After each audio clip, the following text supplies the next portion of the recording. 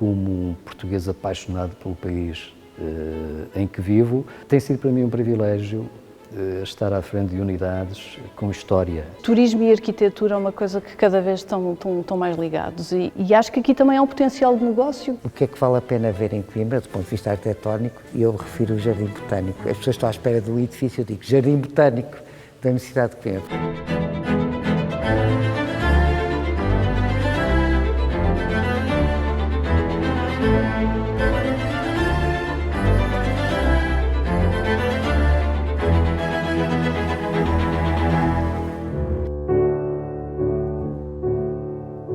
Fala um bocadinho sobre a aposta do Montebello neste hotel.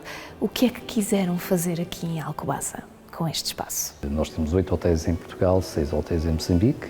Este é o penúltimo mais novo e é um projeto corajoso, porque no fundo intervimos num monumento nacional e num monumento que é património mundial, de uma maneira muito discreta e devolvendo o mosteiro ao mosteiro. Naturalmente que ao longo destes séculos todos de história houve diversas intervenções, diversas ocupações, nomeadamente ao longo do século XX, em que esta área do mosteiro foi Câmara, Finanças, Caixa de Depósitos, aquartelamento, lar, asilo, e hoje finalmente está mais tranquilo e serve outros interesses mais confortáveis, nomeadamente o poder usufruir deste espaço, o descansar, o fazer refeições e o estar numa parte histórica de Portugal. Não podemos esquecer que o Mosteiro de Alcobaça é quase um dos primeiros momentos da diplomacia portuguesa no tempo de Dom Afonso Henriques. Mas isso são as histórias que nós convidamos a virem descobrir.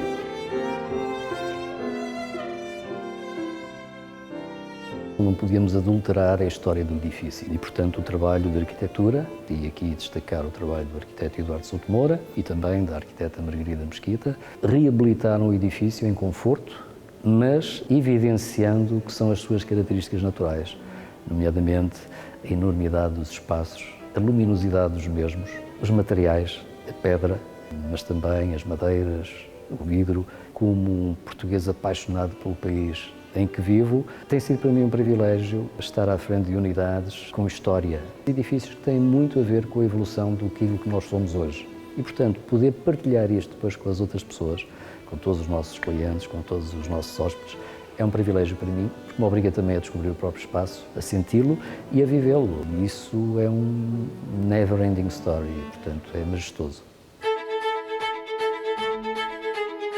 O arquiteto teve aqui um cuidado extremo com aquilo que é o património. Quando chegámos a este edifício, de riqueza havia pouco. O edifício estava muito degradado, tinha muitas intervenções do século passado, muito agressivas. Estamos exatamente a gravar num sítio onde foi restituído ao edifício a beleza, com linhas simples, voltando a dar ao edifício as suas linhas originais e o seu charme inicial. Este ângulo é exemplo disso, da capacidade que o arquiteto teve de recuperar aquilo que era a base, a essência do edifício. Fui das maiores defensoras, desde o início, de ser o arquiteto Eduardo Souto Moura a agarrar este projeto, isto dentro da empresa, não é? Quando ainda não sabíamos o que fazer no início de todo este processo e acho que chego ao fim e digo, bom, ainda bem que a opção foi o Sr. Arquiteto, porque acho que está aqui o exemplo que realmente turismo, arquitetura, património se podem conciliar e fazer um trabalho como este, mas nem toda a gente acredita nestas coisas, não é? Nesta união das três vertentes. Mas turismo e arquitetura é uma coisa que cada vez estão mais ligados e acho que aqui também há um potencial de negócio que é a parte também dos arquitetos virem ver a obra do seu arquiteto e nós acreditamos nisso, não é só a parte que está sempre associado a algum turismo religioso, não é? Inevitável, mas eu penso que a parte da arquitetura vai de alguma forma se sobrepor e já começa a ser um marco.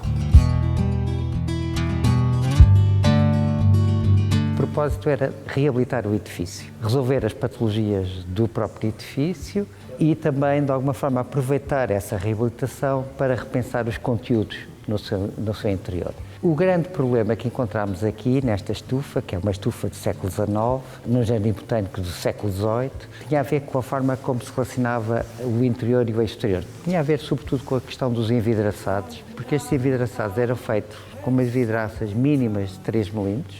No verão, pelo excesso de calor no seu interior, era absolutamente essencial caiar todas as superfícies horizontais e verticais e da cobertura e que permitia, de alguma forma, sombrear um pouco o espaço interior. No inverno, com a ação da chuva, a cal era limpa e, de alguma forma, deixava passar os raios solares para o seu interior. Mas esse processo de manutenção era muito difícil, porque era feito em perfis mínimos de 3 centímetros, com pouca segurança, porque estas vidraças partiam-se com alguma facilidade e, portanto, podia constituir também um problema para a integridade física dos utilizadores da estufa. Aquilo que nós fizemos foi desenvolver um vidro com a Covina. A Covina fez um projeto experimental connosco, de colocar um vidro de 7 milímetros, que tem um corte térmico, tem uma capa térmica que permite baixar a temperatura no verão, sem alterar a estrutura inicial. Esta estrutura é uma estrutura de ferro fundido,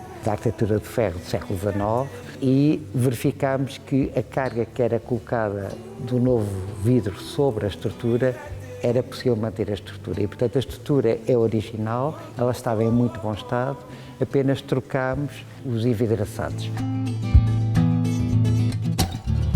A ideia era mexer o menos possível, porque o edifício é belíssimo, precisava era ter um sistema de controle de umidade e temperatura que fosse bastante mais eficaz e que fosse feito de forma científica, porque são estufas científicas de botânica.